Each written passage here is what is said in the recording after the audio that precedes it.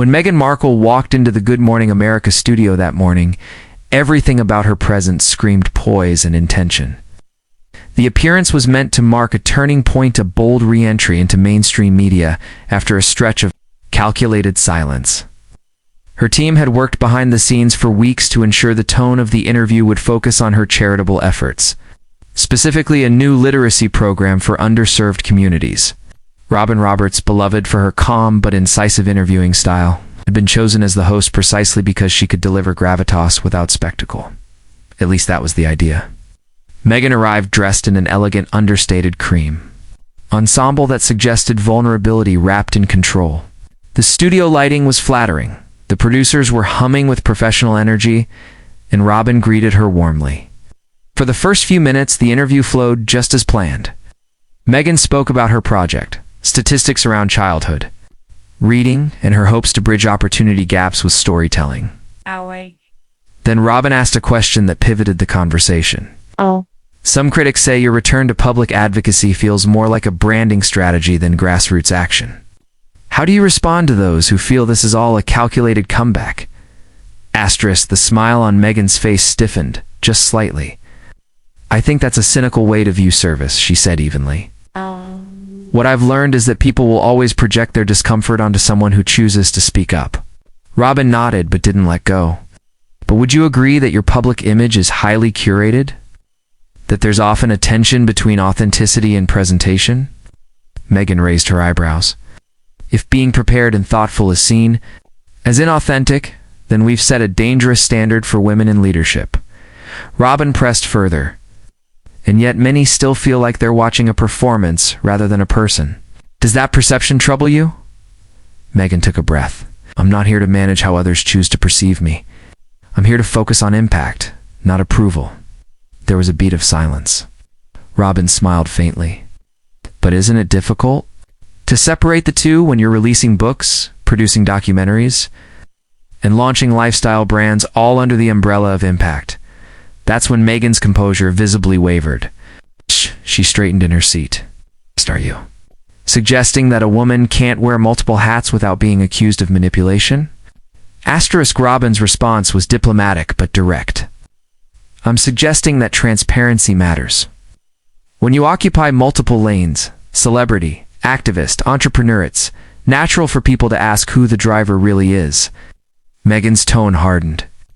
Or maybe people just struggle with a woman not fitting into one box. Robin didn't flinch.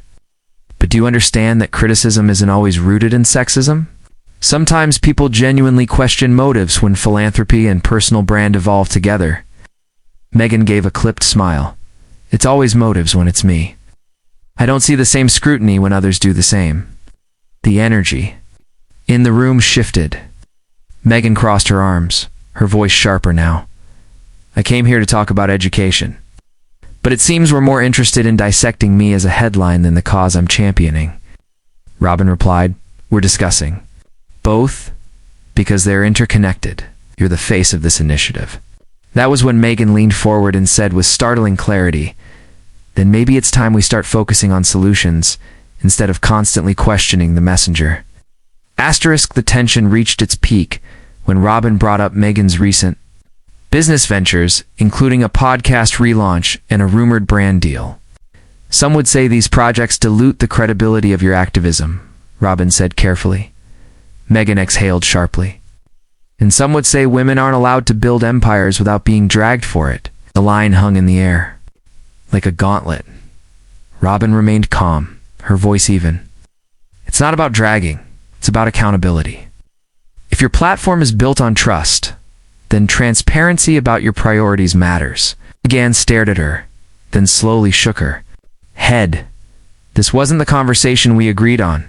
Robin responded quietly, It's the conversation people want to hear.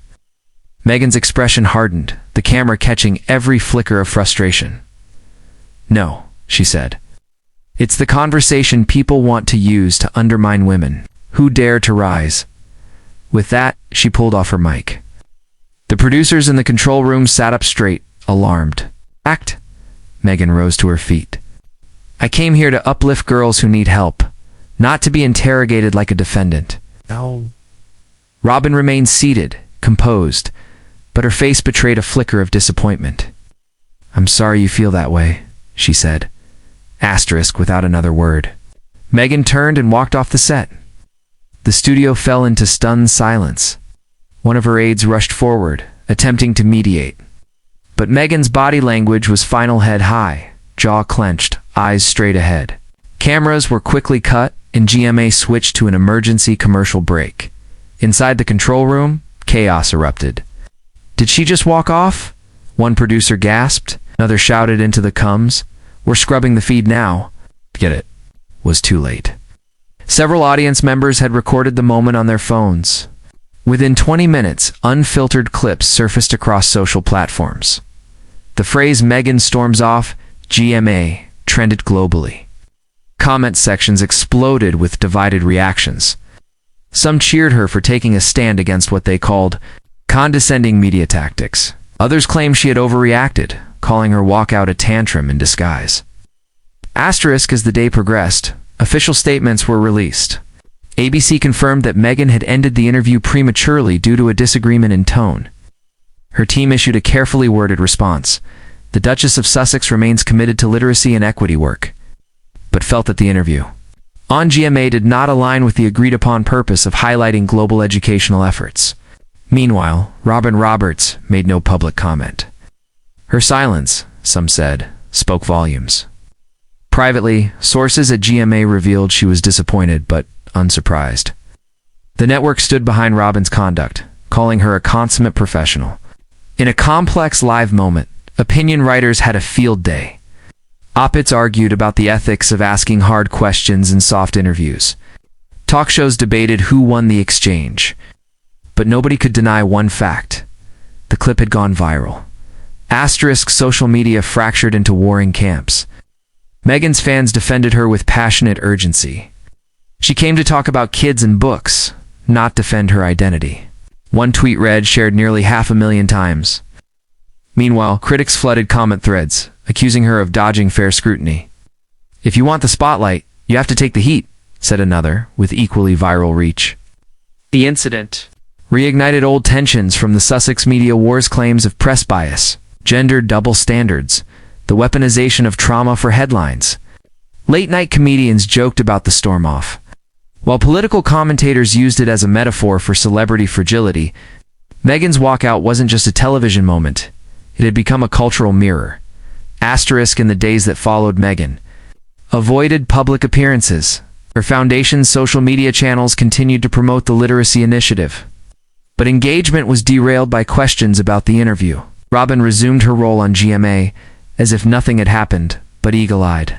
Viewers noticed she seemed more reserved than usual.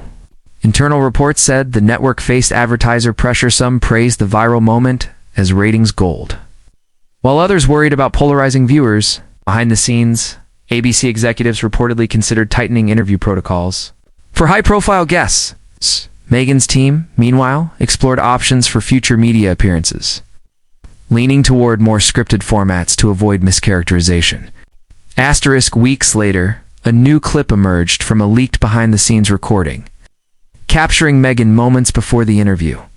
In it, she's heard telling her team, "Let's keep this about the girls. I'm not doing a rehash of my image today." The clip reignited sympathy. Many saw it as proof she had been blindsided. Others still weren't convinced. "You can't script the world," a headline read in one commentary. But among young women especially, Meghan's walkout sparked a different kind of discussion. TikToks and Instagram stories proliferated, urging women not to stay in spaces where they feel disrespected. One influencer called it a masterclass in boundary setting. Another called it unserious. The divide was cultural, generational, and growing deeper, asterisk, by the end of the month. The GMA incident had carved a lasting mark in the ongoing saga of Meghan Markle versus the media. It wasn't just a storm-off. It was a showdown between narratives. Transparency versus image. Journalism versus spectacle. Womanhood versus expectation. Meghan's team quietly shifted course, scheduling appearances with smaller, more focused outlets. Robin Roberts continued with interviews that carried less heat. But the memory of that day didn't fade out. It became a reference point, a cautionary tale. A symbol of what happens when message and medium collide under the glare of a global spotlight. No apologies were made, no sides conceded. And maybe that's what made it unforgettable.